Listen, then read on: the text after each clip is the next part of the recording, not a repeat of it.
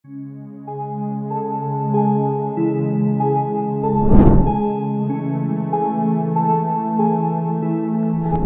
seniman meninggal saat sedang memerankan tokoh Semar dalam ritual sakral yang menjadi bagian dari kampanye terakhir Ganjar Mahfud di Solo.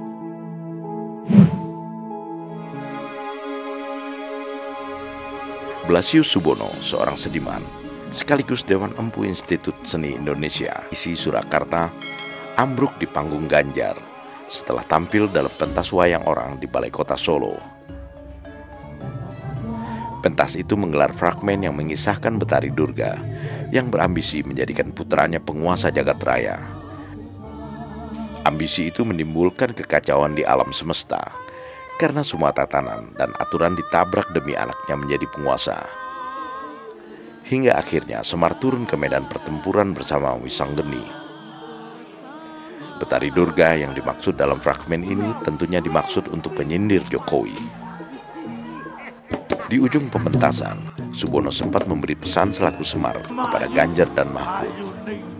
Semar mengingatkan agar jangan lupa bahwa tuan seorang kepala negara adalah rakyat. Jabatan yang dipegang merupakan mandat dari rakyat sebagai pemegang kekuasaan tertinggi. Semar, tokoh yang dimainkan Blasius Subono sebagai lakon terakhirnya, melekat sebagai figur sakral bagi masyarakat Jawa yang bayangannya dipertunjukkan dalam pewayangan yang bersifat religius.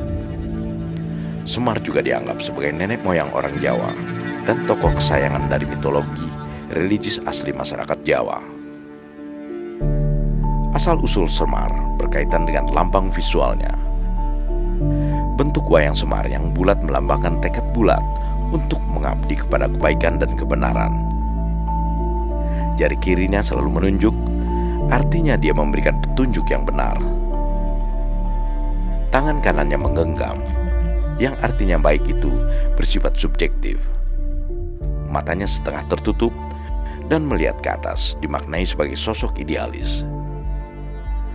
Figur Semar bersifat ambigu karena dia adalah dewa yang mewujud dalam profil wong cilik. Dalam khazanah spiritual Jawa, Semar adalah perlambang guru sejati. Itulah sebabnya Semar dan tokoh punakawan lainnya diceritakan sebagai pemomong para kesatria, seperti dalam kisah Mahabharata dan Ramayana versi Jawa. Ndara Janaka iya Semar. Ndara Werkudara iya. Kok do mlajar-mlajar ngoyak sinten?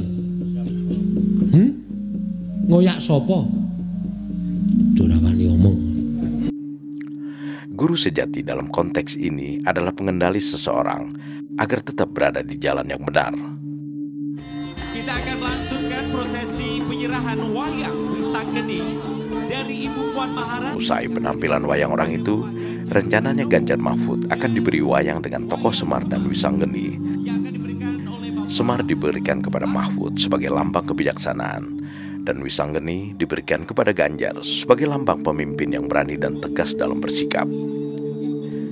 Namun, sebelum pemberian wayang itu terjadi, Blasius Subono tiba-tiba ambruk ke punggung Ganjar. Ada apa ini? Oh, sayang sekali. Dalam perjalanan ke rumah sakit, Subono, sang Semar, dinyatakan meninggal dunia. Rest in peace, Pak Blasius Subono.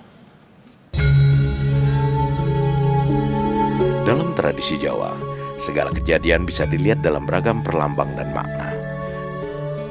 Persepsi Jawa dalam melihat kekuasaan berbeda dengan konsepsi Barat yang memandang kekuasaan itu bersifat abstrak dan merupakan perwujudan dari interaksi sosial dari pola-pola hubungan antar kelompok manusia. Menurut Ben Anderson, seorang Javanologis, konsepsi Jawa melihat kekuasaan sebagai entitas real.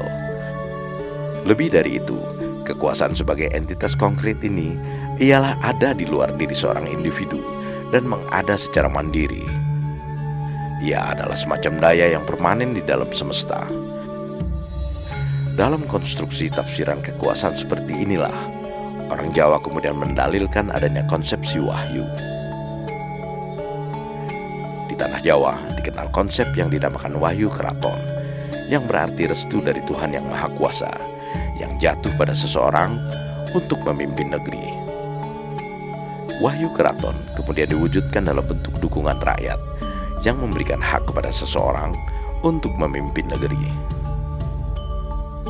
Kematian Semar sebelum menyampaikan amanatnya dalam bentuk penyerahan wayang kepada Ganjar Mahfud bisa dimaknai sebagai tidak adanya restu semesta kepada paslon nomor 3. Berbagai kejadian yang mengiringi kampanye Akbar Pamungkas paslon nomor urut 3 ini di Jawa Tengah memperlihatkan seakan semesta tidak berpihak kepada paslon nomor urut 3 ini. Selain kematian Sang Semar, terjadi juga kasus pelecehan wartawan wanita yang dilakukan oleh ajudan Puan Maharani. Kejadian ini telah menodai acara Ganjar di Semarang. Belum lagi tenggelamnya berita kampanye Ganjar oleh kemegahan kampanye di JIS dan GBK, dan diprediksi hasil survei yang turun terus-menerus dari semua lembaga survei kredibel. Cara-cara yang dipakai pendukung Ganjar dan tim PDIP yang keterlaluan dalam menghina dan memfitnah Jokowi dan keluarga justru semakin menurunkan kepercayaan publik terhadap Ganjar. Karena rakyat ternyata masih sangat mencintai Jokowi. Wahyu Cakraningrat yang harusnya bersinar di Ganjar kini redup. Dari kampanye hari terakhir kemarin, kita sudah melihat siapa di hari itu yang paling bersinar. Sandiaga Laning PDIP rupanya sudah tak terelakkan lagi, dan Wahyu Keraton akan jatuh kepada seorang pemimpin yang telah terbukti ketulusannya kepada rakyat, seperti yang telah dinubuatkan oleh Gus Dur, sang pengemban Wahyu Cakraningrat di masa lalu.